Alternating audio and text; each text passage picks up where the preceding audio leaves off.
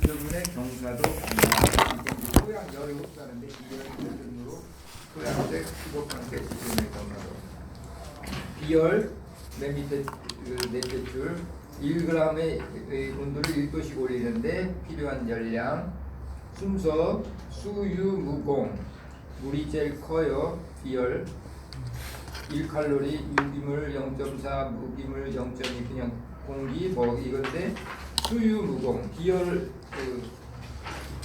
비열 순서 꼭 외워하셔야 돼요.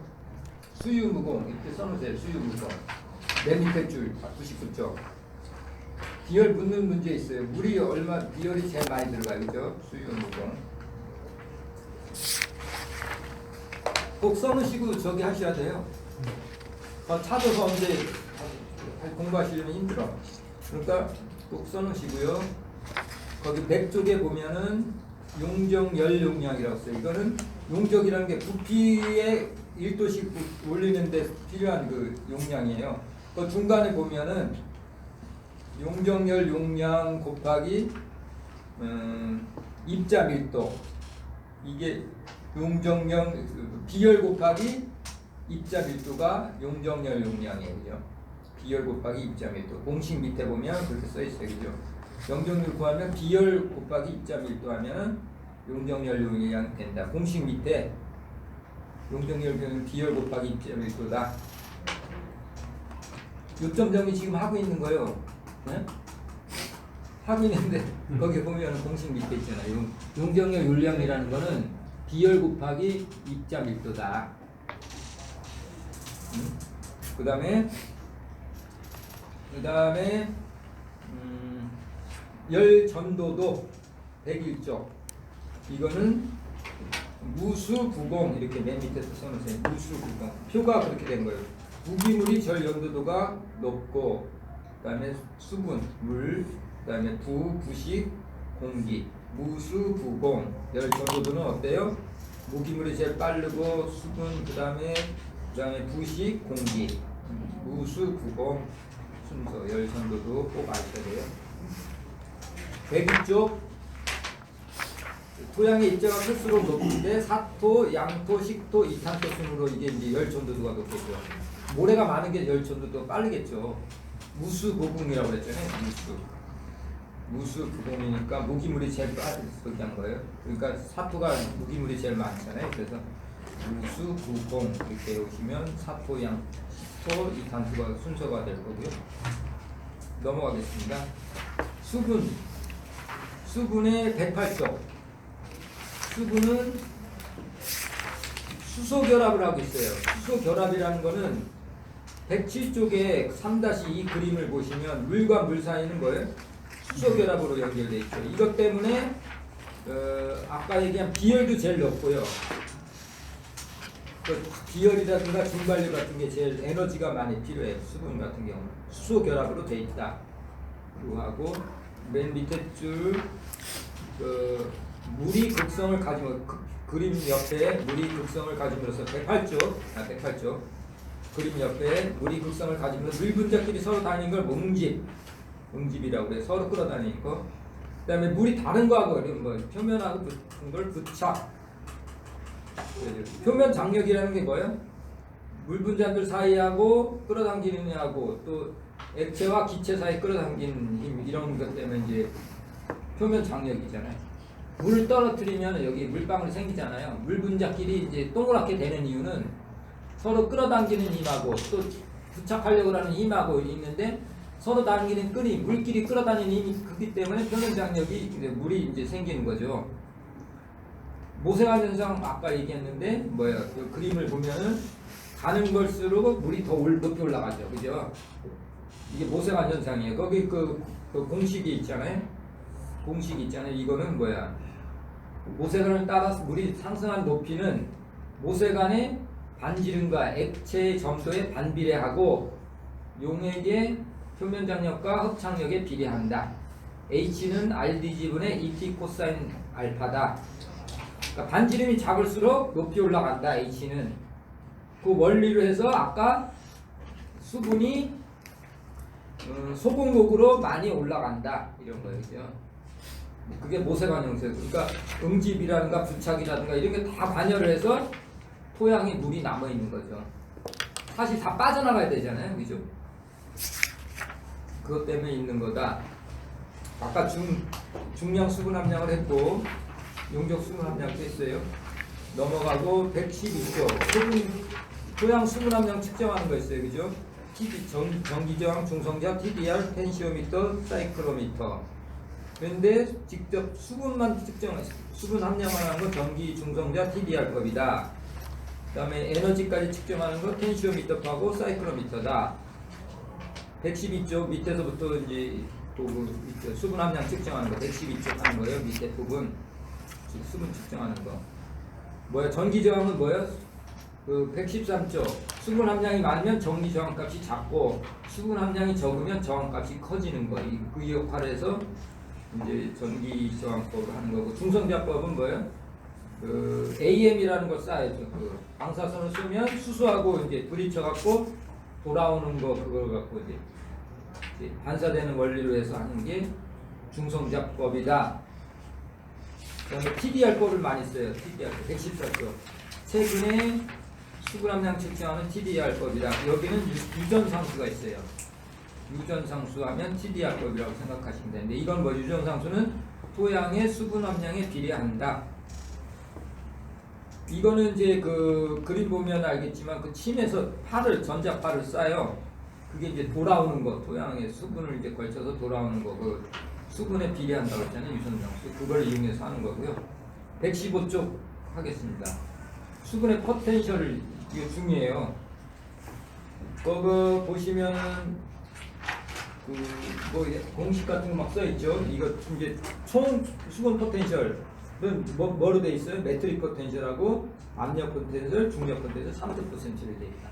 네 가지로 돼 있는 거예요, 그죠? 포텐셜이라는 거. 힘이라는 게 뭐예요? 물이 갖고 있는 힘이 네 가지로 돼 있어요. 매트릭, 압력, 중력, 삼투. 매트릭은 건조한 토양 있을 때 물이 막 흡착하려고 하는 성질 있잖아요. 스펀지 같은 거를 물에 넣었을 때 스펀지 쪽으로 물이 없는 스펀지 쪽으로 막 들어온다든가 건조한 토양에 물을 줬을 때 막 엄청 잘 빨리 스며든다는 거. 이걸 매트릭 포텐셜로 생각하시면 되고 그 다음에 압력은 뭐야? 물이 많이 있으면 압력이 세지잖아요. 그죠? 그렇게 생각하시면 되고 중력은 뭐야? 높이 있을수록 힘이 세지잖아요. 그 중력 포텐셜. 삼투 포텐셜은 뭐예요? 반투막에다가 뭐 설탕물하고 순수함을 넣었을 때 설탕물 쪽으로 물이 막 가잖아요. 그건 뭐냐면 설탕 쪽에 물이 양이 적고 이온화 되려고 하는 힘이 있기 때문에 순수한 물이 그쪽으로 간다고 생각하는 거. 그 힘을 삼투 포텐셜이라고 생각하시면 돼요. 그래서 그 밑에 115쪽 밑에 보면 매트릭 포텐셜은 불포화 상태에서만 작용하겠죠. 그죠? 불포화.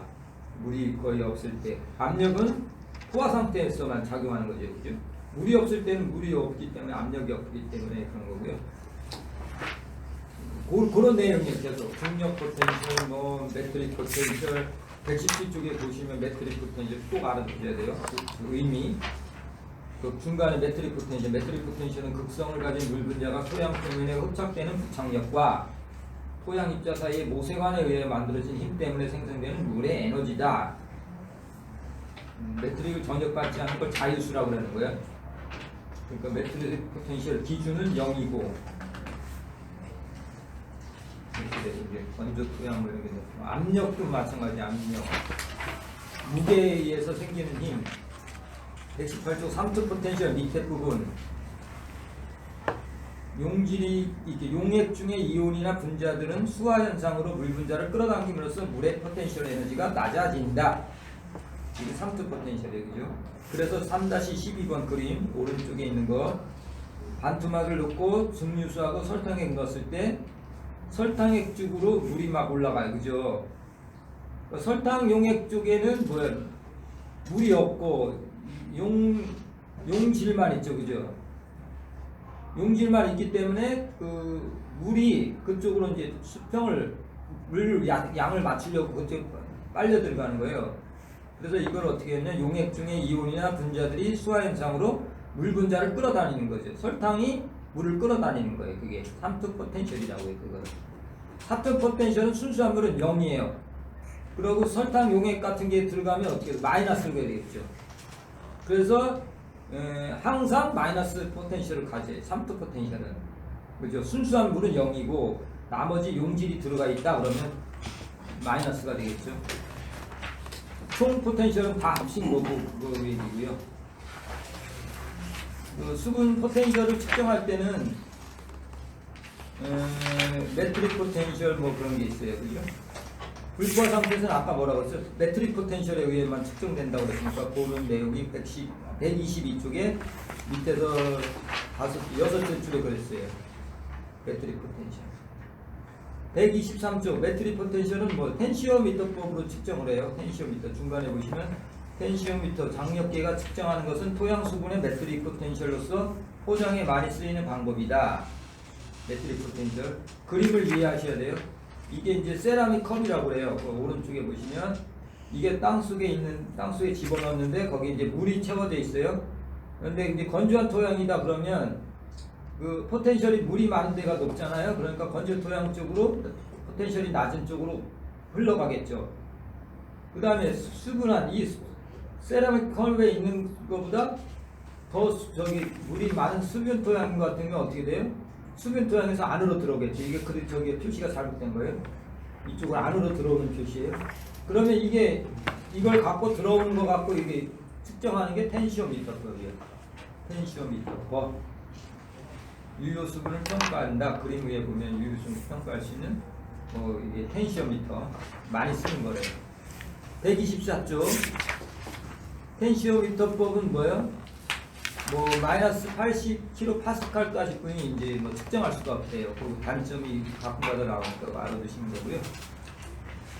원리만 잘 알아두시면 돼요. 127쪽 넘어가겠습니다. 127쪽은 그림을 한번 보겠습니다. 127쪽은 오른쪽부터 보십시오. 그 표 포화 상태에 있을 때 0이죠. 포화 상태는 식물이 쓸 수가 없어요. 이용할 수가 없어요. 그런데 이제 비가 내리러 2, 3일 지나면 이제 다 중력수에서 빠졌어요. 그죠? 그래서 이제 포장용 수량 될 때까지를 중력수라고 그러고 이건 수분인 이용, 식물은 못하는 거고 수분 포장용 수량은 어떻게 온다고 그랬어요? 토양 속에서 모세관 현상으로 올라온다고 그랬죠. 밑으로 빠졌다가 중력수에서 가는 공급을 타서 올라올 때 마이너스 0.03 메가파스칼이 되는 거예요. 그죠? 숫자 잘 외웠다 했어요. 포장용 수량 0.0. 쭉 더 가요. 또 물이 점점 좀 빨아지게 수분 당량을 걸쳐서 2조점까지 가요. 2조점은 마이너스 1.5 메가파스칼일 때 이제 물이 이제 더 막 없어지고 식물도 이제 더 흡수할 수 없는 그 점까지를 유효 수분이라고 해요. 식물이. 포장용 수량에서 2조점까지를 유효 수분이라고 되어 있죠. 그 표시가 유효 수분. 더 이제 가는 거예요. 더 건조해져. 공국 쪽에 있는 공국 사이에 있는 수분 그런 게 있거든요. 그게 흡수 개수인데 고까지 가요. 이게 이제 공국 속에 남아 있는 거기 때문에 모세관 수료까지. 포장용 수량에서 흡수 개수까지는 모세관 수. 흡수해서 이제 이게 더 이제 수분이 나면 이제 더 이상 쓸 수가 없고 이제 5분 건조, 결정수 이런 데까지 가요. 이거는 뭐냐면 토양이 생길 때부터 수분을 함유하고 있기 때문에 뗄 수가 없는. 할 수 없는 그런 마이너스를 계속 가는 거예요. 압력이 떼려면 압력이 마이너스로 가는 거 아시죠? 계속 갈수록 건조해질수록 마이너스 숫자가 더 커지잖아요. 이 숫자를 외우셔야 된다고요. 최소한 포장용 수량하고 2조점 0.033 메가파스칼하고 1.5 메가파스칼까지는 외우셔야 돼요. 왜냐하면 시험에 이 사이 묻는 게 많이 나거든요. 이걸 찾으셔갖고 계산할 때 이거 나올 것 같아요. 전번에 안 나왔거든요. 이런 거는 꼭 알아두셔야 돼요. 그래서 128쪽 이제 포장용 수량이라는 건 뭐예요? 식물이 생육이 가장 적합한 수분 상태다. 128쪽 포장용 수량 0.033 메가파스칼이라고 했잖아요. 그래서 1.5까지. 그래서 포장용 수량에 해당되는 그래프 위에 포장용 수량에 해당하는 수분은 점토 함량이 많을 토양일수록 많아진다. 수분 함량이 점토 함량이 많을수록 공급 같은 게 많으니까 수분이 많고 사토 같은 건 뭐예요? 수분이 조금뿐이 없겠죠. 위조점은 영구히 시들어 죽는 거. 밑에서부터 뭐 네 번째 줄 식물이 시들면 다시 회복하지 못하는 걸 영구 위조점이라고 한다. 이거는 마이너스 1.5 메가파스칼일 때 이렇게 낮아지면 그때 이제 식물을 못 하는데 그걸 영구 위조점 이렇게 됐고요. 이 표는 딴 때는 설명했는데 그냥 넘어갈게요. 시간이 없어서. 유효수분은 뭐예요? 식물이 사용할 수 있는 거예요. 그래서 유효수분이 제일 많은 게 뭐예요? 그래프를 한번 봐요. 양지사토, 사양토, 뭐 미사질상토가 그 유효수분이 제일 크죠. 그건 뭐냐면은 중력수 같은 경우는 곡선적으로 이렇게 저기 하는데 포장용 수량은 곡선적으로 증가를 하고 이 위조점은 직선적으로 하다 보니까 그 사이가 제일 큰 게 미사질 양도가 제일 큰 거예요. 그렇게 알아두셔야 돼요. 미사질 양도가 유효수분 함량이 최대다. 가끔마다 물어보는 게 있어요. 유효수분 함량이. 그러니까 미사질 양도 같은 게 식물이 제일 살기 좋겠죠. 그죠? 폭이 넓으니까 쓸 수 있는 그 폭이 넓으니까 사질 양도 같은 건 폭이 없잖아요. 그죠? 수분을 쓸 수 있는 게 그 폭이 좁잖아요. 그리고 131쪽 5분 건조는 뭐 결정수 130 중간 풍건 수분 이거는 결정수 결합수라고 하는 거예요. 이거는 뗄 수 없는 거. 이거는 결합수 뗄 수 없는 거고 흡수수는 뭐예요? 건조시키면 이제 그건 빠져나와요. 흡수수 105도씨 이상에서 뭐 8시간 10시간 건조시키면 그건 빠져나오는 흡수. 그다음에 맨 밑에 줄 세 번째 모세관수는 아까 모세관 현상에 의해서 남아있는 그 수분 뭐예요? 포장용 수량에서 흡수 개수까지 마이너스 3.1이 흡수 개수고 마이너스 0.043 맨 밑에 줄이에요. 모세관수 있잖아요. 아까 유효 수분 말고 모세관수들 계산하는 게 나오거든요. 그거 알아두시면 돼요. 중력수 132쪽 빠져나가는 것. 비가 온 후 1일 이내에 중력수는 모두 제거된다. 이렇게 됐습니다. 쭉 넘어가겠습니다. 뭐 침투 같은 게 있어요. 침투라는 게 뭐예요? 물이 스며드는 거잖아요. 침투가 잘 돼야지 그 풍식이 안 되겠죠. 그런 거에 대해서 쭉 나오는 거예요. 그리고 침투율에 영향 끼친 거 143쪽 후성과 구조 가서 읽어보세요. 식생 그 위에 얼마나 뭐 식물들이 심겨져 있나 뭐 그런 거를 하는 게 식생. 144쪽 토양의 소수성과 동결 이런 게 영향을 받아서 침투율이 높아지고 낮아지고 이런 거 꼭 읽어보세요.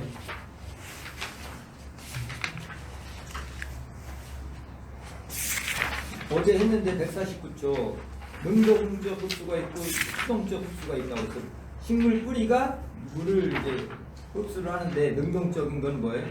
에너지를 필요로 해갖고 하는 거라고 했어요. 수동적 흡수는 증산작용에 의해서 자동적으로 힘 안 들이고 하는 게 수동적 흡수예요. 그거 구분하시면 되겠고요. 150쪽 저도 그림 이해하셔야 돼요. 수분 포텐셜이 제일 높은 데가 어디예요? 토양이죠. 그죠? 토양이 마이너스 0.033 메가파스칼이고 이제 물이 올라가는 거예요. 물이 이제 그쪽으로 가는 거죠.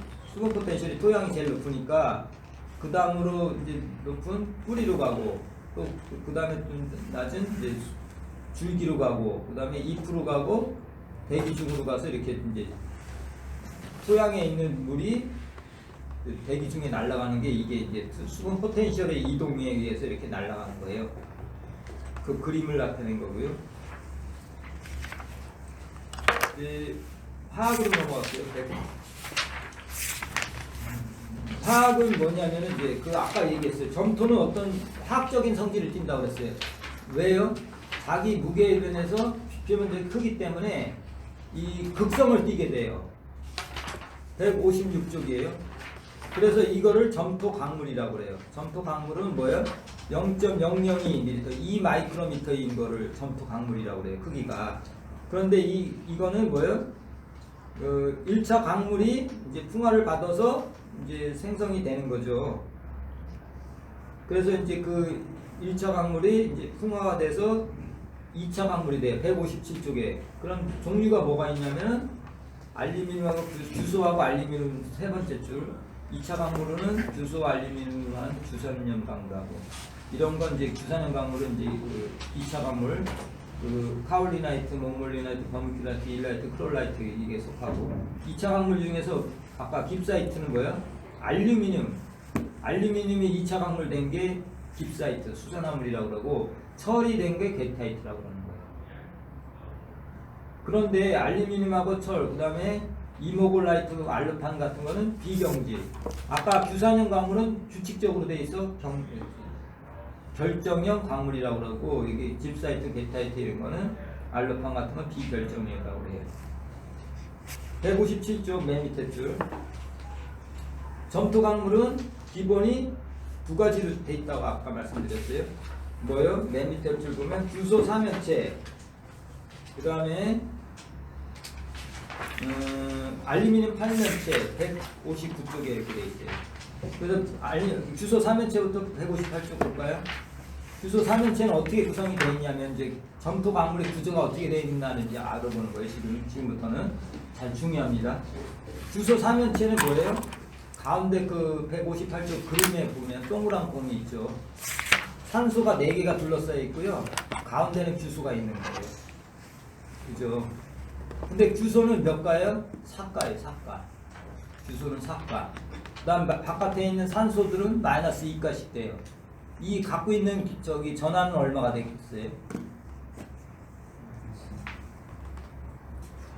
마이너스 2가 4개가 있어요. 그럼 마이너스 8이 될 거 아니에요. 산소가 마이너스 2가라고 그랬잖아요. 4개 있으니까 마이너스 8이고 규소는 4가잖아요. 플러스 4가. 그럼 여기 전하 갖고 있는 거 뭐예요? 이 규소 3면체 갖고 있는 거는 마이너스 4잖아요. 그죠? 요런 거 하나 하고 그거 의미 알겠죠? 규소 3면체라는 거는 규소가 가운데 있고 규소가 작아요. 당구공이라고 생각해요. 그 4개가 이렇게 둘러싸여 있는 거예요. 이렇게 규소 3면체라는 거. 면이 4개로 돼 있어요. 그리고 규소 3면체라고 돼 있는 거예요. 그죠? 그런 구조 가진 거하고 이게 이제 마이너스 4가를 띄고 있죠. 그다음에 알루미늄 8면체가 있어요. 160쪽에 위에 보면은 알루미늄 8면체는 말 그대로 알루미늄이 중간에 있고 당구공처럼 큰 산소가 6개가 바깥에 있어요. 이거는 몇 가가 될까요? 알루미늄 플러스 4가예요. 총 그럼 몇 가죠? 몇 가가 될까요?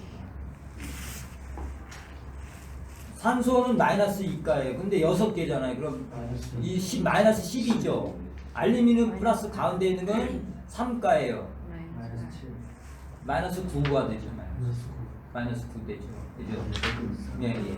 그러니까 이제 이게 어떻게 되냐면 이 점토 광물은 알루미늄 8면체 이렇게 생긴 거하고 규소 3면체가 1대1로 됐다라는 게 뭐냐면은 그 층에 이렇게 생긴 것들이 쫙 옆으로 쌓여 있는 거예요. 알루미늄 8면체하고 규소 3면체라는 게 벽돌 쌓듯이 이렇게 1대1로 돼 있는 거예요.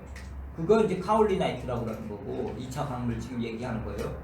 그 다음에 이게 2대1로 됐다는 거는 규소 3면체가 바깥에 두 층으로 돼 있고 가운데는 알루미늄 8면체가 있는 게 하나가 있는 게 이제 2대1 광물이라고 하는 거예요. 이해되시나요?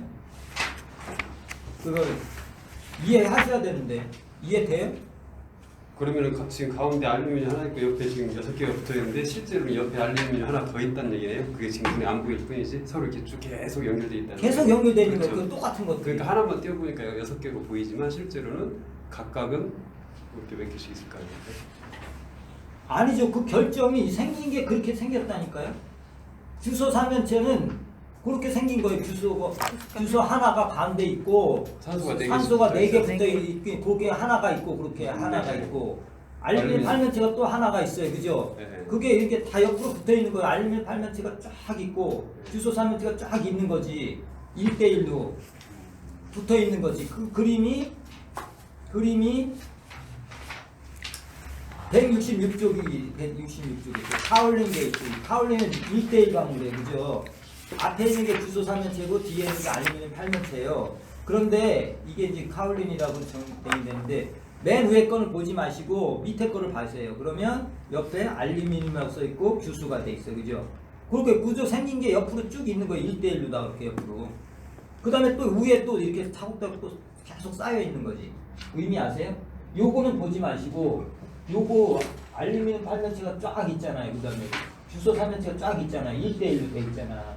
그 카울린 나이트 계라는 얘기지. 근데 이게 또 이제 또 1대1짜리가 또 여기 또 이렇게 또 계속 쌓여 있는데 그림을 계속 그릴 수가 없으니까 요 기저막까지만 그려놓은 거지. 이렇게 생각하시면 돼요. 여기 이렇게. 근데 또 여기 똑같은 게 또 이런 게 또 이렇게 차곡차곡 쌓여 있는 거지. 1대1이라는 거지. 그러니까 이게 규수라고 써 있으니까 이게 규수 3면체, 이건 알루미늄 8면체가 이렇게 구조가 돼 있는 거예요. 그럼 종류가 뭐예요? 카울린이라고 그래요. 카울리나이트. 그 다음에 하울리사이트. 1대1 광물은 이렇게 돼 있고요. 1대1 광물이 중요한 거는 우리나라 광물이기 때문에 그래요. 카울리나이트는 고령토라고 그래요. 고령토. 그 밑에 이제 160조 잘 다 이해를 하셔야 돼. 1대1로 돼 있고 뭐 거기 그 다음에 이제 그 기저막이라고 그러거든요. 그 층과 결합되어 있는 층과 그 사이를 기저막이라고 해요. 공간이 돼 있잖아요. 이 공간. 요게 기저막이에요. 이 기저막이 딱 붙어 있는 거예요. O2하고 OH-가 꽉 붙어 있기 때문에 비팽창형이에요. 그 비팽창형, 우리나라 카울리나이트는 비팽창형이다. 팽창하지 않는 거는 여기에 뭐 양분 같은 게 들어갈 틈이 없는 거야. 비팽창형이에요. 그 다음에 그러기 때문에 이게 뭐 저기 하겠죠. 양면 교환 능력도 별로 없겠죠. 여기 생성은 여기 다 아셔야 돼요. 뭐 고온다습한 거 집에 가서 꼭 읽어보세요. 고온다습하고 뭐 작은 비표면적을 가진다. 맨 밑에 줄이면 왜냐하면 노출 1대1로 표면돼 있는데 꽉 붙어있기 때문에 팽창이기 때문에 비표면적이 적다 이 얘기예요. 별로 안 좋죠 이거는. 그 다음에 이제 2대1로 가겠습니다. 2대1은 167쪽에 보면 2대1 있어요. 2대1이라는 거는 봐요. 이쪽은 규소 3면체로 이쪽 위아래는 돼 있고 가운데는 알루미늄 8면체. 그러니까 2대1이지. 이 두 개고 1이고. 요게 이렇게 된 게 또 여기도 쌓여있고 여기도 쌓여있고 이렇게 된 게 이게 2대1 광물이에요. 이해하시겠죠? 그 위에 있는 요 층은 기저막이라는 게 또 다른 층하고 또 연결될 때 또 이렇게 계속 하는 거예요. 그러니까 그림을 그릴 수 없으니까 이렇게 표시되는 거예요. 이해하시죠? 의미 아시죠? 네. 모르시는 분 계시나요? 이해하시고 하셔야 돼 이거. 혼자 하려면 이거 어려워요. 왜냐면 여기서 조금 이거라도 이해를 하고 하셔야 되는데 뭐 중요하긴 해요. 그런데 2대1이냐 1대1이냐 어떻게 나누는지 뭐 어떻게 원리가 되는지 모르고 하면 이거는 이게 화학적에서 제일 중요하거든요. 이해 가세요? 그림하고 그렇지. 네? 이해 안 돼요? 네? 한번 읽어봐야 돼 가사. 아니 그 어느 정도는 이해를 하셔야 돼요. 요거 한 번만 설명 좀 더 해주세요. 네? 요 부분 대 2대1 창에 대해. 규소 3면체 두 천. 아니 이거는 이해돼요. 이건 안 돼요. 이해는 돼요 안 돼요. 1대1.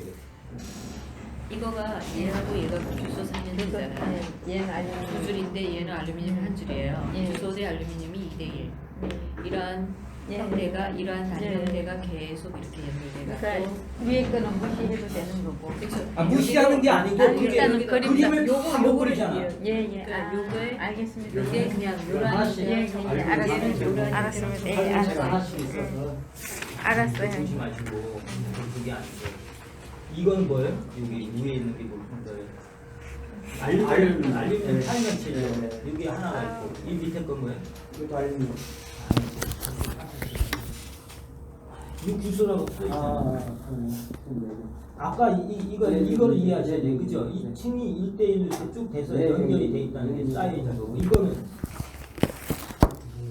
알루미늄 가운데 한 층이 있고 바깥으로 규소가 있어요. 두 개가. 그 2대1이라는 거. 2대1 네, 네, 네, 네. 이게 계속 이렇게 쌓여 있는 거예요. 2대1, 2대1 이거를 이렇게 설명하는 쌓여 있는 거예요. 네, 설명. 예, 그렇게 이해하면. 아, 그 원리는 아셔야 돼요. 이제 그러니까. 알았어요. 예. 그런데 이제 더 중요한 거는 저기 근데 더 중요한 거는 뭐냐면 지금까지 했잖아. 내가 자꾸 음이온 뭐 물어봤잖아요. 뭐 까가 얼마냐고 물어봤죠. 네, 네. 그 이유는 뭐예요? 계속 음이온이 나오잖아요. 이런 게 토양이 계속 결정을 이루다 보니까 계속 마이너스가 될 거 아니에요. 그죠? 항상 모질랄 거 아니에요. 그러니까 토양 전체가 다 이게 전토 강물로 이런 2대1이나 1대1로 돼 있기 때문에 특히 우리나라 강물은 1대1로 돼 있기 때문에 마이너스가 계속 쌓인 거예요. 그럼 토양이 음전화를 띠는 거예요. 음전화를 띠고 음전화를 띠는 이유는 뭐예요? 그 무기 성분이나 이런 게 다 거의 양이온이잖아요. 뭐 칼슘, 마그네슘, 뭐 나트륨, 뭐 이런 게 다 그러니까 이제 붙는 거예요. 이제 토양에 자연의 원리 깊게 들어가면 자연의 원리에서 붙는 거고 아까 얘기한 수분 같은 거 왜 붙느냐? 수분은 공급이 있기 때문에 붙는 거고 그래서 이제 그걸 식물이 이제 빨아들이는 거죠. 그 이름 원리 때문에. 그래서 이제 가면은 이게 이제 뭐 빨리빨리 더 할게요. 스메타이트가 있는데 스메타이트 2대1은 뭐예요? 버미쿨라이트가 있고 168쪽에 그 위에 보면 몽몰리오나이트가 있어요. 2대1로 다 돼 있어요. 이거는 그 사이가 팽창형이에요. 그 사이가 좀 떠 있고 그렇거든요. 그래서 이제 버미큘라이트, 몽몰리오나이트가 마그네슘이 껴 있어요. 거기 중간에 기점하게. 그렇기 때문에 그렇게 알아두시고 일라이트가 있어요. 일라이트인데 일라이트는 그 비팽창형이에요. 왜냐하면 2대1과 2대7 그 층 사이가 칼륨으로 꽉 차 있는 거예요. 칼륨으로. 네, 칼륨으로 꽉 차 있어갖고 그거를 비팽창형이라고 그래요. 그 다음에 크롤라이트가 있어요. 크롤라이트는 2대1이지만 한 층이 더 있어. 이게 블루사이트라는 게 있어요. 세 번째 보면 블루사이트. 마그네슘 층이 더 있어요. 그래서 2대1대1 크롤라이트라고 그래요. 이 층을. 그래서 이거는 이제 이것도 비팽창형이에요. 그러니까 다시 정리를 하자면 1대1인 카올리나이트는 비팽창형이고 2대1인 버미큘라이트, 몽몰라이트는 팽창형이다. 사이가 떠 있었기 때문에 공간이 많기 때문에 팽창이라고 하는 거예요. 팽창이라는 개념은 꽉 차 있고 접착이 딱 돼 있으면 팽창 못 하잖아요. 그 비팽창형. 그 기저막 사이 아까 2대1, 1대1 사이 기저막 그랬는데 거기가 떠 있으면 비팽창형, 안 떠 있는 거는 안 떠 있는 거 비팽창형, 떠 있는 거 팽창형. 근데 1대1은 안 떠 있기 때문에 비팽창형. 2대1 중에서 떠 있는 팽창형 버미큘라이트, 몽몰리오나이트. 그다음에 1라이트는 비팽창형. 뭐냐? 칼륨이 중간에 돼 있다. 카올리나이트 비팽창형. 왜? 그 블루사이트라는 마그네슘이 껴 있다. 그렇게 알아두시면 돼요. 뭐 그 원리는 그렇게 돼 있고 이게 이제 이런 점토 광물이 있는 반면에 비점토 광물이 있다고 했어요. 뭐예요? 철이라든가 이게 보통 암석이 이렇게 돼서 규소 삼면체, 알루미늄 팔면체가 되는 반면에 결정을 안 이루는 게 있어. 뭐예요? 철이라든가 알루미늄 같은 게 풍화작용이 거쳐서 토양이 되는 거는 비결정형, 결정을 이루지 않아요. 이거 보시면 그림 171쪽에 보면 이게 알루미늄 그림이거든요. 171쪽에 이 알루미늄이 2차 강물이 된 게 깁사이트라고 하는 거예요. 중요해요. 알루미늄 하면 깁사이트를 생각해야 되죠. 알집 뭐 이렇게 사용되게 되죠. 다른 건 암석 보통 석영 뭐 그런 성분을 갖고 있는 게 다 암석이 점토 광물이 되지만 이거 이제 알루미늄이 이제 점토 광물이 된 거는 깁사이트라는 얘기고요.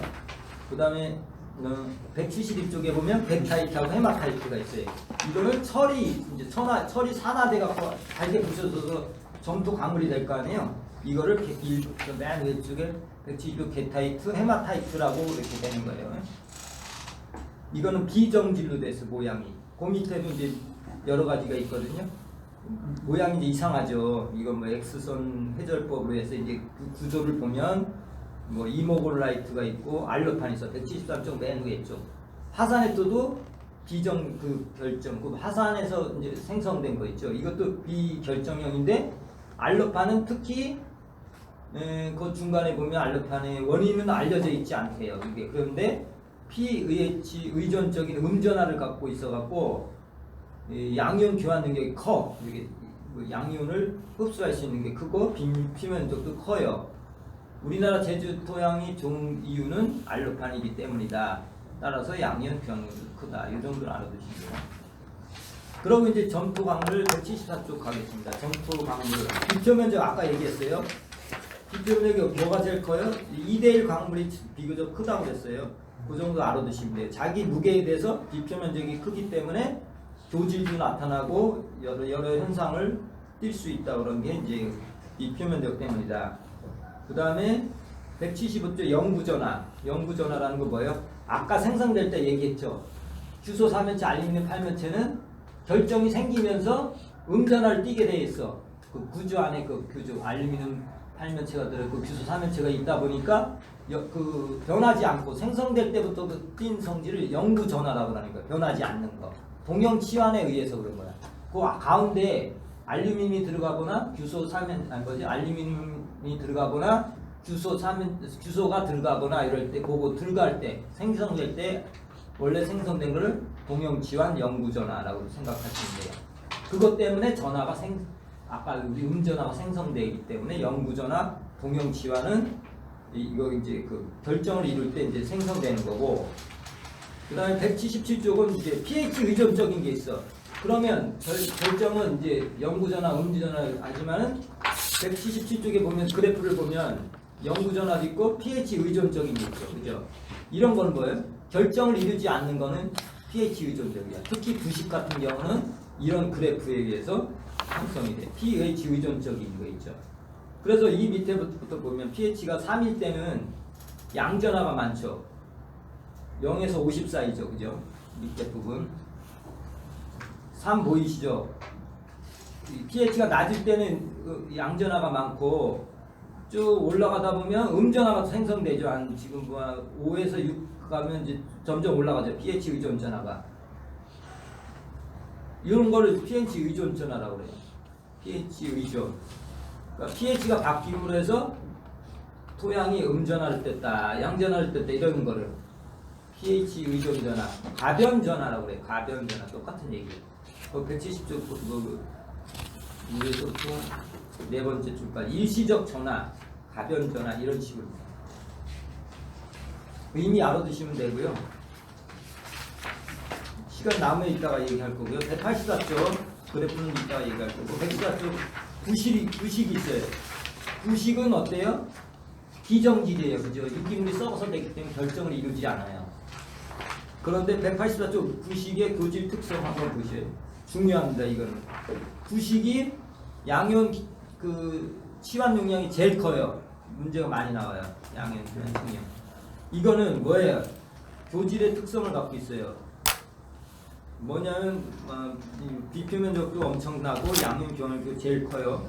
그런데 이제 부식의 음전화는 대부분 수소가 떨어져 나가는 거예요. 수소가 떨어져 나가는 건 185쪽에 보시면 중간에 R 다시 COOH는 R 다시 CO 마이너스 플러스 H 플러스 이렇게 되잖아요. 공식 이것처럼 떨어져 나가면서 여기 음전화가 생기죠. 여기 그죠? 여기 수소 떨어져 헬이라고 그래요. 떨어져 나가는 거 마이너스 성분이 띄잖아요. 그죠?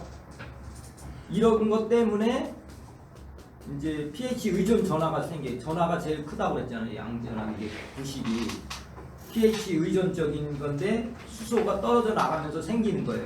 이거는 동형치환이 아니고 이거는 pH 의존적이야. 왜냐하면은 아까 그래프를 봤듯이 그 플러스 3 정도 있을 때 pH가 3 정도 됐으면 음이온이지만 아니 양이온이지만 pH가 여기 등점점이 3이에요. 3 등점점이 3이어서 밑에서 세 번째 주 보면 pH가 3 정도에서 이제 순음전화를 갖기 시작해. pH가 의존적이야.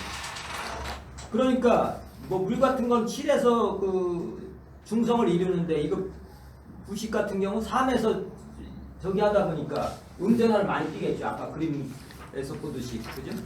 이해되시나 모르겠네. 177쪽 다시 가봐요. 177쪽에 가면 3서부터 음이온이 생기기 시작해요. 이런 거 이제 pH 의존 전환을 보시면 그죠? 3에서는 이제 좀 이따가 3서부터 쭉 가다가 뭐 5서부터 이제 pH 의존이 생기죠. 음이온이 생기죠. 등점점이 이 저기가 3이라는 얘기예요. 보통 물 같은 거는 뭐 산성, 알칼리성 나눌 때 7을 기준으로 하는데 부식 같은 경우는 3서부터 이렇게 변화가 시작된다는 거, 일찍 시작된다는 얘기죠. 등점점이 3이란 얘기고, 그러니까 부식은 음전환을 일찍 갖게 되는 거죠, 그죠?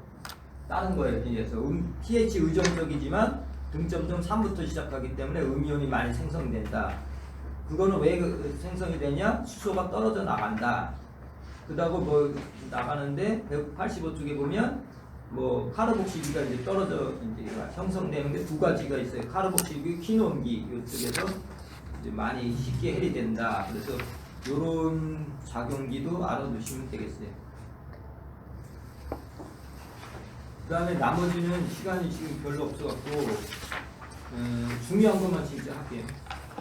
양이온 교환 능력이 있어요. 아까 교환 능력이 제일 크다고 그랬죠. 아니 제일 큰 게 아니라 토양은 음이온을 갖고 있기 때문에 그죠? 토양은 음이온이에요, 그죠? 토양은 음이온이죠. 그러니까 양이온을 빨아들이는 힘이 있겠죠, 그죠? 양이온 무기 성분을 빨아들일 거 아니에요. 193쪽 그 순서 다 외우셔야 돼요. H부터가 H가 제일 크죠. 수소가 크고 알루미늄, 칼슘, 마그네슘, 암모늄, 칼륨, 나트륨 이거 양이온. 그 양이온만 왜 빨아들여요? 이게 토양이 저기기 때문에 그렇게 하는 거죠. 양이온 교환 능력이기 때문에 양이온만 이제 대부분 토양은 음이온이기 때문에 양이온을 빨아들이는데 그 192쪽 보면 흡착세기는 뭐 양이온 전하가 증가할수록 뭐 수화 반지름이 뭐 작을수록 뭐 수화 반지름 작아야 된다고 했어요. 아까 전하량이 크고 교환체의 음전하가 증가할수록 증가한다. 이런 식으로 외워두시면 되고요. 그 다음에 양이온 교환 능력이 왜 커야 돼요? 칼슘 공급원을 해주려면 그런 거 자꾸 붙여야 될 거 아니에요. 양이온, 토양이. 그래야지 그거 식물이 또 빨아들이잖아요. 그게 193쪽에 그 내용이 다 있는 거예요. 그거 읽어보시면 되고요. 양이온 능력 194쪽 양이온 교환 능력은 식토가 커요. 그죠? 사토보다는 식토가 크다. 표 4-9가 그런 내용이에요. 양이온. 그 다음에 195쪽 부식이 제일 크다. 195쪽에 보면 양이온 교환 능력은 뭐예요? 부식이 제일 크죠. 그거 알아두시면 되고 또 음이온 이온이 있어요. 이게 반대가 돼요. 이제 또 그 이온 중에서 무기 이온 중에서 음이온인 것도 있어요. 그 음이온인 게 뭐가 있어요? 인산 같은 거 음이온이잖아요. 염소 뭐 이런 거 어제 생물 할 때 있잖아요. 음이온이가 뭐 몰리브덴 이런 거는 마이너스로 존재하거든요. 근데 그걸 빨아들이려면 어떻게 돼요? 식물한테 공급을 하려면 교질 중에는 뭐예요? 양질의 저기 토양도 있다는 얘기죠. 양이온을 띈 그런 거는 이제 음이온을 뜬 이제 교환하겠죠. 음이온하고 붙어도 서로 교환하겠죠. 그게 이제 음이온 교환이요. AEC라고 그래요. 197쪽 밑에 있고요. 음이온의 교착 저기는 뭐야?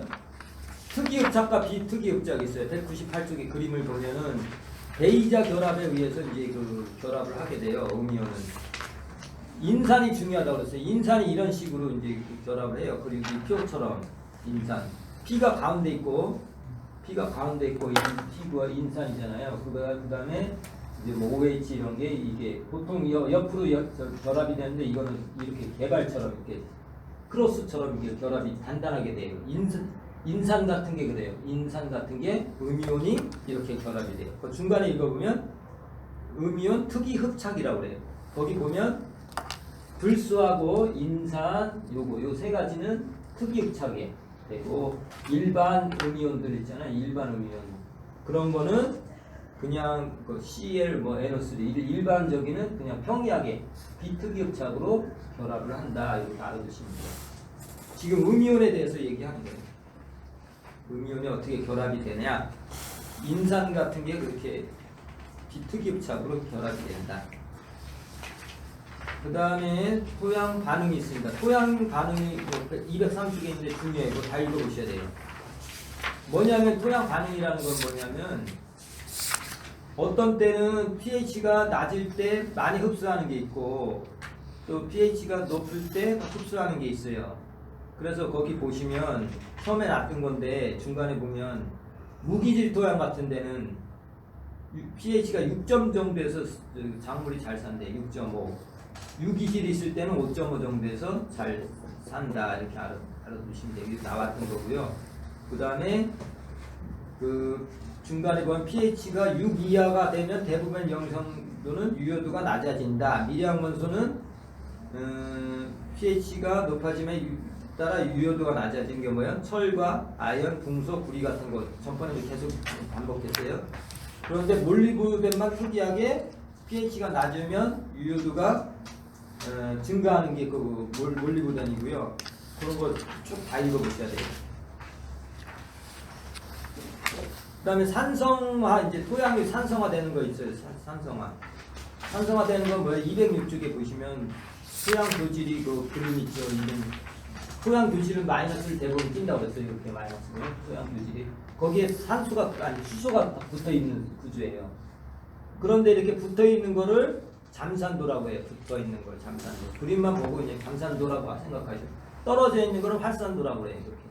잠산도, 활산도가 있다. 이제 산성에 대한 걸 얘기하는 거예요. 토양에. 산소는 알루미늄이 붙어 있으면 토양이 산성화가 돼요. 이 교질에 이렇게 붙어 있잖아요. 네. 그런데 붙어 있는 거를 잠산도, 떨어져 있는 걸 활산도라고 그래요. 어떤 게 더 영향을 끼치겠어요? 붙어 있는 잠산도가 더 영향을 끼치겠죠. 그 정도 알아두시고 계속 읽어보시고, 이 산성화가 이렇게 되는 이유는 뭐예요?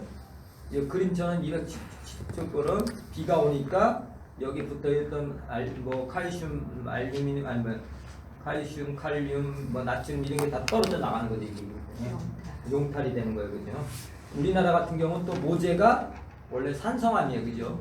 저기 염기가 적은, 그러니까 규산염이 66% 이상이기 때문에 저기 산성 토양이에요. 그거 산성화를 어떻게 산성화 원인 207쪽 맨 밑에 줄서부터 시작해서 208쪽 다 아셔야 돼요. A, B, C, D까지. 왜 산성화 되느냐? 탄산이 호흡을 해갖고 이산화탄소가 물에 나가 탄산이 되고, 비료를 암모니테, 질소테 비료를 많이 써갖고 그 수소가 생면 아까 뭐라고 그랬어요? 다 산성화 되는 거예요. 비료가 많이 주면 또 질소 비료가 물하고 합쳐져서 수소가 나오고, 그러니까 물하고 주면 이제 수소가 나오고, 탄산도 수소가 나오고, 설과 또 아까 철하고 황하고 만나면 또 수소가 나오고, 그죠? 철하고 수소가 만나면 또 황이 또 이게 수소가 4개 나오고, 이게 다 산성화를 시키는 거예요. 그리고 그게 이제 산성화 시키는데, 그거를 이제 해소하려면 어떻게 해서 석회를 준다는 얘기예요. 석회를 주는 이유는 원리는 뭐예요?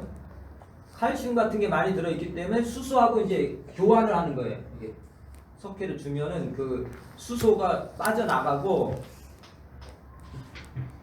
수소가 대신, 아니, 칼슘 이게 석회가 다시 붙는 거죠. 토양 쪽으로. 그래서 산성화를 이제 감소시키는데, 그 교환산도를 위한 방법은 여기 그 209쪽에 그 있죠. 그 토양 시료양분의 전체 토양 곱하기 전산도 곱하기 50ml 밀리 당량 이렇게 하는 거예요. 다 곱해주면 돼요. 그죠? 근데 탄산석회는 뭐예요? 50ml 당량이고 50을 곱해줘요. 만약에 탄산칼슘을 주게 된다면 209쪽에 보면 50mg을 다 곱해주면 되겠죠. 전산도는 1.3, 1.5. 아까 전체 토양량 어떻게 구한다고 그랬어요? 용적 밀도 곱하기 부피 곱하면 그 무게가 나온다고 그랬어요. 그거 곱하면 이제 나오는 거예요. 그 만충곡선이라는 게 있어요. 211쪽. 이거는 뭐냐면 그래프 다 그려놨어요. 이렇게 211쪽에 보면. 그래서 그 표에 pH를 측정해 갖고 계산을 하는 거죠. 그러면 이건 완충곡선에 대한 방법. 근데 곡선을 미리 해놔서 그 만나는 지점에 이렇게 하는 거예요. 211쪽 그 석회 종류가 많아요. 이게 고트 4-8, 생석회, 소석회, 탄산석회, 고토 이렇게 있어요. 그죠? 그 화학식 좀 알아두셔야 되고, 용해도가 봐서 생석회하고 소석회. CaO, CaOH2는 속효성이라고 했어요. 이게 생석회, 소석회는 속효성이고 탄산칼슘은 지효성이다. 이렇게 알아두시면. 탄산석회는 지효성, 생석회, 소석회. CaO는 생석회예요. CaOH2는 소석회. 이렇게 써놓으세요. 생석회, 소석회.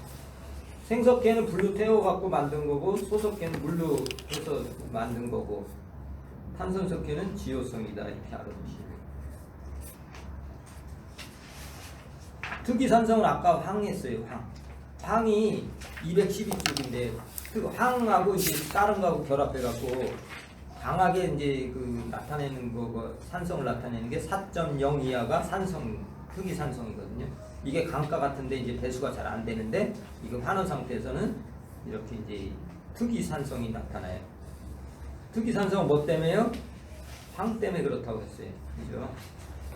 그 다음에 214쪽 알칼리 토양, 뭐 염류 토양 이런 게 있어요. 이게 염류 토양, 알칼리 토양 이런 거는 염류 토양 이런 건 뭐예요? 집적되는 거예요. 직접. 210자 그림을 봐요. 이제 건조하잖아요. 그러면 지하수에 있는 게 이제 물이 따로 올라가요. 여기 염류 같은 것도 따로 올라가겠죠. 그죠? 양분 같은 것도 이게 따로 올라가면서 표면에 이제 걸리는 거예요. 그러다 보니까 여기 이제 이 표면에 염류가 집적이 많이 되는 거예요. 그 염류 집적 토양이라고 해요. 근데 몇 가지로 나눠요?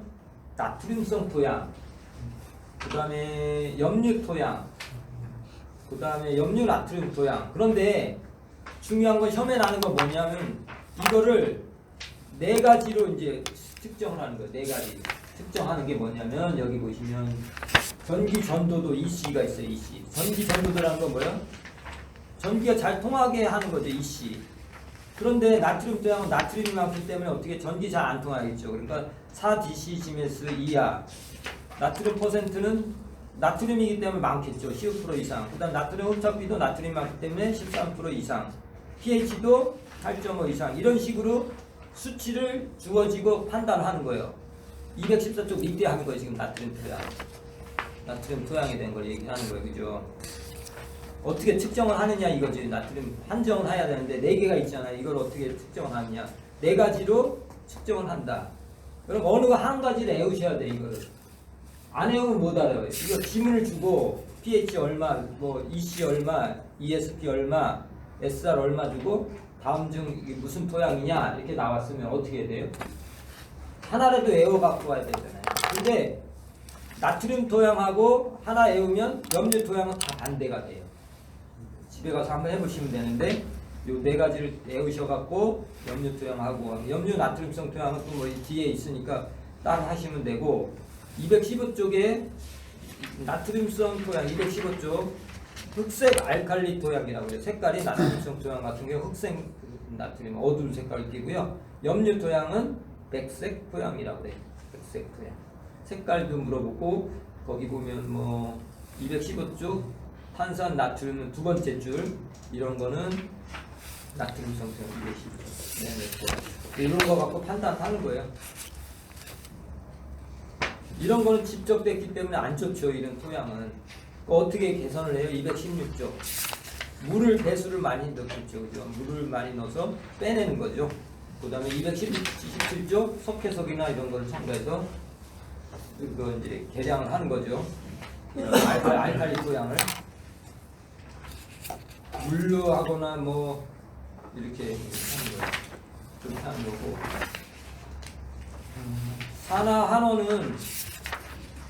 산화한원은 뭐라고 했어요?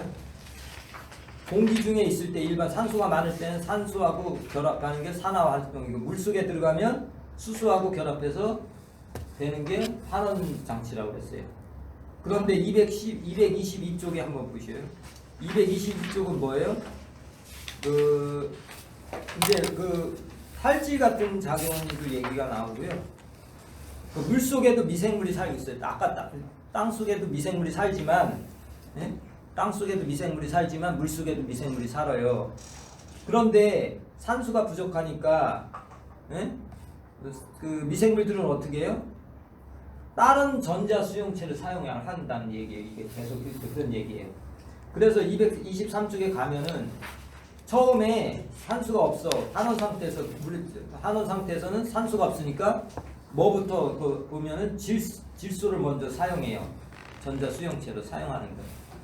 산수가 없으니까 이가 없으니까 뭐 잇몸으로 대신한다 뭐 이런 식으로 되잖아요. 그러니까 산수가 없으니까 질소를 먼저 써요. 그 다음에 망간을 써요. 두 번째로 223쪽 하는 거예요. 첫 번째 질산을 하고 223쪽.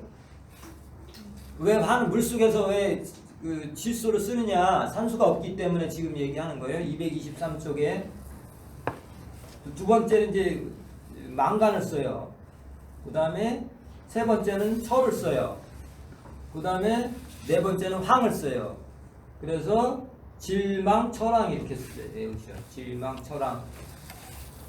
그래서 토양이 이제 환원됐을 때, 물로 차 있을 때는 어떻게 해요?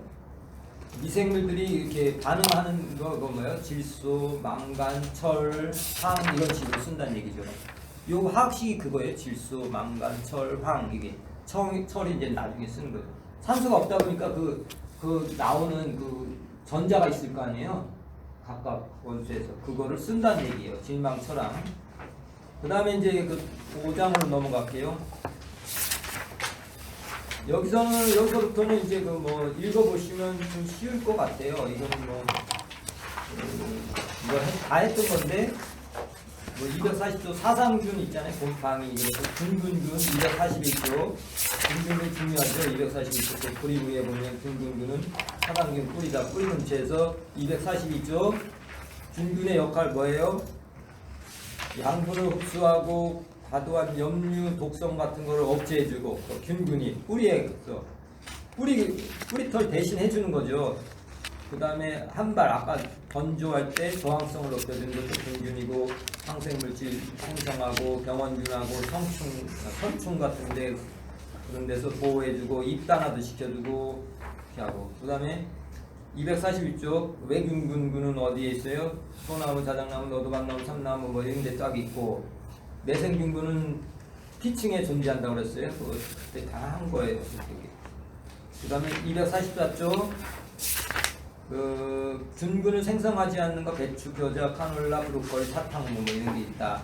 중간에 보시면 그런 게 있고 방성균은 뭐냐면은 사상균하고 세균하고 사이에 있는 거를 방성균이라고 해요. 이건 뭐 곰팡이는 진핵 생물인데 방성균부터는 원핵 생물이에요. 그리고 방성균은 그람 양성이다. 그 다음에 뭐 악티노마이체스, 오델리퍼 뭐 이런 거는 토양의 흙냄새를 풍긴다. 방성균은 스트랩톰 뭐 이런 게 있다. 이런 종류도 좀 알아두시면 되고요. 더댕이, 감자더댕이, 식물 보호 하셨던 분들은 알 거예요. 식물 더댕이병, 뭐 스크랩토마이체스 245쪽 위에. 그 다음에 어제 한 거예요. 프랭키아. 또 방성균이에요. 그죠? 프랭키아 다섯 번째. 질소 고정하는 거 프랭키아 있었죠. 뭐 보리수 뭐 이런 거 같은 게 프랭키아잖아요. 예. 그런 거 다 이게 방성균이다. 스트랩토마이체스. 항생물질도 한다. 세균은 병리할 때 있잖아요. 세균은 병리할 때 했는데 246조 요거 표 중요해요. 세균은 뭐야? 화학 종속이 있고 광합성 자급이 있고 화학 자급 영양 세균이 있어요. 뭐냐? 화학 종속이라는 거는 아까 이걸 유기물 같은 거를 이제 다른 데서 이제 먹는 거죠. 이제 공생 세균 같은 게 뭐냐? 어떤 거냐면 뿌리옥 박테리아 같은 거 있잖아요. 암모늄 질소 고정하는 거 있잖아요. 질소 고정하는 거. 그런 거는 뭐야? 화학 종속 영양 생물이에요. 뭐냐면은 그 식물체로부터 탄수화물을 가지고 자기는 뭐를 해줘요? 질소 고정해서 질소를 주잖아요. 그런 거는 뭐 탄수화는 유기물이고 에너지원은 유기물이고 그다음에 광합성 자급이라는 거 아까 녹조로 했죠. 녹조, 남조, 뭐 홍조 뭐 이래갖고 이런 거는 탄소를 CO2로 써요. 그죠? 탄소 고정하니까 CO2로 쓰는 거고 에너지원은 빛을 하는 거죠. 이거지. 보통 식물처럼 이렇게 하는 걸 광합성 자급이라고 그래요. 세균 중에도 이런 게 있어요. 녹조류가 그렇게 했다고 영양 자급. 화학 자급이라는 거 뭐예요? 그 세균, 뭐 황산화균, 철 같은 거, 질산 이런 데서 질세균, 수소산 이런 데서 붙어서 사는 거예요. 거기서 이제 나오는 에너지를 갖고 쓰는 거예요. 탄소는 CO2로 쓰고 에너지는 무기물 거기 질화세균이라든가 황산화세균 뭐 이런 게 다 저기잖아 무기물이잖아요. 이걸 거기서 나오는 에너지를 갖고 쓰는 게 화학 자급 에너지예요. 이거 가끔마다 물어보는 거 나오죠. 쭉 계속 읽어보셔야 돼. 이거는 어떻게 뭐 설명을 해도 좀 힘들어요. 그 다음에 248쪽 질산화균이 있어요. 질산화균은 왜 중요해요? 질소 고정하기, 질소가 필요하잖아요. 그 단백질을 만들려고 하는데 이게 이제 그 두 단계를 걸쳐요. 질소가 암모늄이 아질산이 됐다가 아질산이 다시 질산화되는 과정을 질산화거든요. 그 세균들이 이제 그 작용을 하는데 첫 번째는 니트로소소노나스, 니트로소코코스, 니트로소스피라 요게 첫 번째로 들어가고 아질산 산화균이 있는데 이거는 니트로박터, 니트로시스티스 꼭 아셔야 돼요. 중요해요. 이거는 항상 나와요. 암모늄이 질산으로 바뀔 때 질산으로 바뀌는 과정에서 이런 세균들이 작용을 한다. 질산하다. 근데 또 질산이 이렇게 바꿔놨는데 이게 뭐 상태가 어떤 때요? 탈질작용이 일어나요. 이게 저기 환원 상태로 가면 산소가 부족하고 그러면 온도가 뭐 중성, pH가 중성, 온도가 이때는 탈질작용을 일으켜요. 뭐요? 슈도모나스, 바실러스, 마이크로코쿠스, 아크로모박터 이런 게 해서 아바마페 저는 이렇게 했거든요. 아바마페 이런 세균들에 의해서 탈질작용이 일어나요. 탈질작용하면 나쁘죠. 왜냐하면 열심히 모아놨는데 환원 상태에서 공기 중으로 날아가니까 안 좋은 거죠. 근데 이제 다음부터 지금부터는 질소 고정 4번을 하겠습니다. 질소 고정은 뭐예요? 질소를 이제 뿌리 그 근처에서 하는 거예요. 단독으로 하는 걸 단독 질소 고정이고, 공생 질소는 뿌리에 붙어갖고 같이 이제 서로 협력해서 하는 건데, 단생 질소 고정은 249쪽 아조토박터 데르니키아 데르시아 이런 게 있고요. 중요한 거는 아조토박터 호기성이다. 그 정도 알아두시면 되고, 크리스튬은 편기성이다. 편기성 그 세균이다. 단독으로 질소 고정하는 거고요. 6번은 중요해요. 6번은 뭐야? 질소 고정. 이번에 나왔죠. 리조뷴이라는 거예요. 콩과 식물은 질소 고정이 해주잖아요. 리조뷴과 브레디 리조뷴이라는 게 있어요. 두 가지 있고, 보통 리조뷴이라고 알아두면 되는데, 이건 뿌리옥 박테리아. 이제 콩과 같은 식물에 뿌리에 붙어서 이제 같이 이제 얘들은 질소를 식물한테 주고, 또 식물은 광합성에서 탄수화물을 균한테 주는 거예요. 그래서 서로 공생을 하는 거고요. 이게 질소 고정하는 게 이제 동일 교 접점군이라고 그래갖고 이 균마다 다 이제 알아두면 좋겠죠. 리조뷴 레고미, 사룸이라든가 이런 거는 크로바 쪽에 있고요. 다 외울 필요는 없을 것 같아요. 이 지도사 시험 같은 어렵게 이런 거는 막 다 나오거든요. 그러니까 막 그 사람들 다 외우는 거예요. 이 사람들 지도사 시험 보는 사람들 되게 막 까다롭게 나거든요. 그러니까 다 외워야 되고 원리도 다 알아야 되고. 근데 우리 토양학은 그냥 평이하게 나잖아요.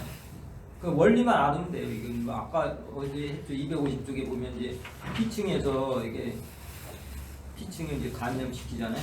뿌리털에 이제 감염돼서 거기는 이제 이거 박테로이드라고 부르는 거 그런 거 혹 같은 걸 만들어서 여기서 이제 생성을 하는 거예요. 250쪽 맨 밑에 줄 보면 질소를 갖고 12개의 ATP를 생성해서 ATP를 이제 써갖고 2개의 암모늄을 만들어내는 거예요.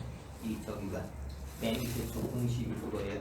2개의 암모늄을 나타내서 질소를 해서 12개의 ATP를 써서 에너지를 써서 2개의 에너지를 만들어요. 질소들 2개의 암모늄을 만드는 게 저기 그다음에 150쪽 금속의 산화균이 있다고 그랬어요. 여기 보면 페오바실러스는 철의 다 이런 게 이제 산화시키고 그러는 게 뭐예요? 다 미생물들이 하는 역할이에요. 우리는 그냥 공기 중에서 이제 녹슬고 그러는지 아는데 이게 세균들이 역할을 하는 거죠. 251쪽 중간에 보면 철은 테시오 바실러스 페레독시단스라는 이런 게 있어. 산화작용하는 게. 그 다음에 그것도 뭐 문화재 같은데 잘 나오는데 이거는 뭐 메틸수은 같은 경우는 또 뭐 여러 가지 뭐 바뀌어서 수은은 뭐 미나 맞다 그런 병을 일으킨다 뭐 그런 게 쭉 읽어보셔야 돼요. 어렵죠. 복잡하고. 근데 이런 거는 열심히 읽고 그렇게 해야만 점수를 올릴 수 있을 것 같아요. 다른 방법은 없는 것 같아요. 그 다음에 261쪽 단백질, 셀룰로스, 헤미셀룰로스 이거 다 식물의 팩틴 중요하죠. 팩틴. 그 다음에 리그닌도 중요해요. 리그닌은 미생물에 분해되지 않고 오히려 토양 부식을 형성한다. 뭐 그런 얘기죠. 262쪽에.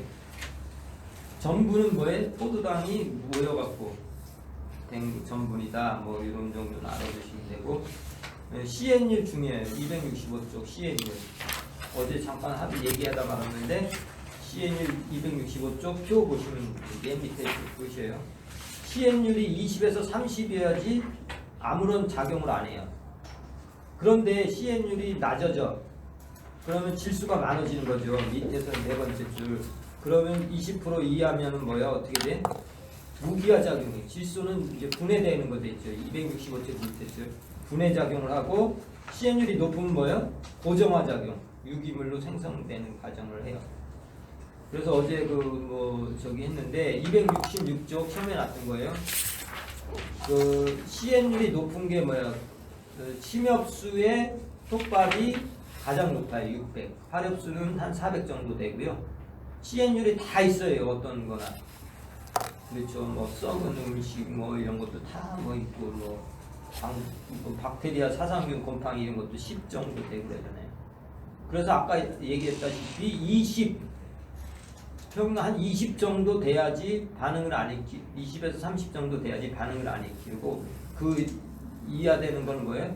자꾸 썩기가 쉽죠. 그런 거는 그죠? 부식이 되고 20에서 30 이상 되는 건 뭐예요? 단단해지겠죠. 잘 썩지도 않고 그런 얘기고요. 273쪽 부식 중요해요. 부식 뭐냐면은 그 부식이 이제 썩은 거잖아요. 썩은 건데 273쪽 그 표를 보세요. 표시 보셔요. 아주 중요해요. 이제 지금부터 부식을 이제 녹이는 거예요. 부식을 녹여봐요. 처음에 알칼리 용액으로 추출해봐요. 알칼리 용액으로. 네? 알칼리를 이용해서 녹는 게 뭐예요? 아니 안 녹는 게 있어요. 이거를 부식해라고 해요. 왼쪽에 있는 게 안 녹아요. 부식해. 맨 왼쪽에 있는 게 부식해죠. 알칼리 용액으로 추출을 해봐요. 그죠? 알칼리 용액으로 추출을 해줘. 네. 부식을 녹여보는 거예요. 이제 알칼리로 해서 안 녹는 거를 부식해라고 이제 띄워놔요. 녹는 게 있어요. 녹는 거를 또 산을 처리해봐요. 산을 처리해서 녹는 거는 풀부산, 안 녹는 거는 부식산이 되겠죠. 이게 시험에 잘 나요. 이거 구분하는 거를. 문화재도 뭐 여러 번 나고 우리 요번에는 안 났는데 아마 이번에는 나을 것 같아. 우리 할 때는 안 났는데. 그럼 어떻게 해오냐? 저 같은 경우는 풀부산이잖아요. 그러니까 풀 다 녹는다. 그죠? 염을 처리하거나 산을 처리해도 다 녹는 걸 풀부산이라고 딱 하나로 고정시켜 놓고 알칼리에서 안 녹는 게 뭐예요? 회는 안 녹는다. 알칼리에서도. 그렇게 외워두시면 부식산은 다 자연으로 되겠죠. 그죠? 그렇게 외워두시면 되고 부식은 탄질률이 어떻게 돼요? 탄소와 질소, 인산, 황 비율이 100대 10대 1대 1 정도 돼요. 부식에서 탄소는 58, 질소는 5.8 뭐 이 정도 함유되어 있다고 해요. 풀부산 그 뒤에 다 그런 내용이에요. 뭐 했는데 이게 부식회 같은 경우는 잘 안 녹잖아요. 그러니까 고도에 뭐 이렇게 축합된 거죠. 그죠? 잘 안 녹으니까 부식회 같은 거 아까 표 봤을 때 풀부산 같은 경우는 더 분자겠죠. 그죠? 분자까지 좋기 때문에 잘 녹는다 이렇게 생각하시면 돼요. 그러고 277쪽 밑에 이 섬에 놨던 거예요. 이번에. 부식은 중요해요. 그 토양에서 하는 역할이 거름이 중요하잖아요. 그러니까 그 역할을 하는 거죠. 아까도 얘기했는데 그 밑에 있는 거 싸그리 다 외우셔야 돼요. 표 밑에 있는 거. 부식은 토양의 pH 변화에 완충작용을 한다. 아까 그랬어요. pH가 3부터 변하기 시작해요. 그죠? 그런데 어떻게 왜 변하냐? 유기물은 RCO, 화학식 애호라고 그랬어요. RCO 마이너스예요. 이게 이제 두 가지로 존재하거든요. RCO 마이너스하고 RNO3 플러스하고 이렇게 플러스하고 마이너스 유기물이 이제 함유하고 있는데 강산성에 들어가면은 이게 RCO 마이너스가 H하고 결합해서 RCOH가 되고 알칼리에 들어가면은 NH3 플러스가 OH가 결합해갖고 이게 이제 암모늄이 되죠. 그래서 급격한 이게 양쪽으로 있으니까 이쪽일 때는 이쪽으로 들어가고 알칼리 때는 알칼리, 강산성일 때는 뭐 RCO가 들어가고 알칼리 때는 RNH3가 들어가고 그래서 이걸 중성을 시켜주는 거예요. 그러니까 완충작용을 시켜주는 거죠. 토양이 보통 그 토양의 변화가 심해요. 그러니까 이런 건 부식을 능으로 해서 그 완충작용을 시켜주는 거죠. 부식이 어떤 거? 두 가지 역할을 하는 거예요. 그 다음에 이제 그 밑에 다 있어요. 부식이 천천히 분해되면서 미생물이나 식물의 생장에 필요한 영양원인 질소, 인, 화학 등을 공급하고 부식에 섞여 있는 거 이제 천천히 이제 부식되면서 그 다음에 부식이 분해될 때 생성된 유기산이나 무기산 등은 불용화된 양분을 가용화시킵니다. 중요하죠, 그죠? 불용화됐던 거를 저기하고 뭐 영양원들도 충분히 주고 여기서 이제 시험에 나왔던 건 뭐냐면 인산질 비료는 테두리와 함께使用했을 때 그 효과가 증대됐어요. 인산이 중요하다고 그랬어요. 이는 유기물이 분해될 때 생성하는 산이작용으로 반응식이 가용되어 증가되기 때문이다. 부식은 알루미늄, 구리, 맨 밑에서 두 번째 줄 부식은 알루미늄, 구리, 납금과 킬레이트 화합을 형성하거나 독성 유기화합물을 흡착함으로써 그 독성을 경감시켜준다. 부식은 다 좋죠. 완충작용하지, 영양분 공급해주지, 질소비료 이제 효과 활성화시켜주지, 킬레이트 결합하지, 뭐 알루미늄 구리 중요한 거잖아요. 이런 거 하고 그래서 독성 같은 것들도 결합해서 맞춰준다. 처음에 나왔던 거예요. 비옥도 286쪽 꼭 H라고 그랬어요. 영양분 흡수 상태. 처음에 나왔던 거예요. 비무기성, 유무기성. 대부분의 영양분들은 뭐예요? 무기성이죠. 그죠? 286쪽 오른 맨 왼쪽 보세요. 다 무기물이잖아요. 무기성이라고 그래요. 이런 걸 무기성. 그리고 다량 원수하고 미량 원수 꼭 알아두셔야 되겠죠. 나눠서. 그죠? 다량 원수는 NPK, 칼슘, 마그네슘, 황 이런 게 다량 원수, 1차 원수, 2차 원수고 미량 원수는 철, 구리, 아연, 망간, 몰리벤, 궁소, 염소 각국마다 물어보죠. 형태 꼭 알아두셔야 돼요. 그죠? 질소는 뭐 NO3 마이너스 플러스 H 뭐 염소, E는 뭐예요? 마이너스 형태로 계속 하는 거예요. 지금 그 염소, 몰리브덴 뭐 이런 거는 다 마이너스 형태다. 궁소도 마이너스 형태다. 이렇게 알아두시면 되고 287쪽 다 외우셔야 돼요. 가서 집에 가셔서 다 읽어보시고 이해를 꼭 하셔야 돼요. 어렵죠. 그 다음에 이제 영양분을 공급해 주는 게 뭐냐? 박산 이제 영양 294쪽 영양소의 공급 기장이 있어요. 영양분을 어떻게 되냐면 뿌리 차단이라는 거, 뿌리가 직접 찾아 나서는 거예요. 그 다음에 집단유해에서 295쪽 집단유해에서 이제 저기 되는 것도 있고 296쪽 확산에 의해서도 이제 그 뿌리가 양분을 흡수하는 거예요. 그 다음에 질산화작용 304쪽, 5쪽 이거 다 했던 거예요. 아까 질산화작용. 그 다음에 생물학적 질소고정 생물할 때 썼던 거고 비료 중요합니다. 비료 인이 중요하다고 했어요. 질소도 중요하고 인도 중요해요. 312쪽, 313쪽 꼭 외우셔야 돼요. 그 언제 어떤 형태로 312쪽 중에요. pH가 2에서 7일 때 H2PO4 마이너스 형태다. 7에서 13일 때는 HPO4 2 마이너스도 존재한다. 그 다음에 밑에 2는 뭐예요? 산성일 때 철과 알루미늄과 결합을 해요. 철과 알루미늄. 그 다음에 알칼일 때는 뭐예요? 칼슘하고 결합을 해요. 그러니까 이제 312쪽 밑에 칼슘, 그러니까 이거 알칼일 때는 칼슘하고 결합하고, 이게 이제 알칼일 때 이제 인이 칼슘하고 결합한다는 얘기고, 313쪽은 철과 알루미늄은 산성일 때 해서 불용을 이제 시켜버려요. 그러니까 인을 많이 줘야 되겠죠. 이렇게 산성일 때나 저기 알칼릴 때 자꾸 다른 거하고 결합을 하니까, 그러니까 관리를 잘해야 되겠죠. 인은. 그러니까 인은 시험에 꼭 나온다는 얘기죠. 중요하니까. 인은 꼭 이해를 하셔야 돼요. 그 다음에 이제 이제 영양소에 대한 얘기가 뒤에는 다 아셔야 되고요. 미량원도 다 외우셔야 되고, 미량원도 다 중요한 거 다 아셔야 되고요. 오염도 중요합니다. 오염과 부염은 오염.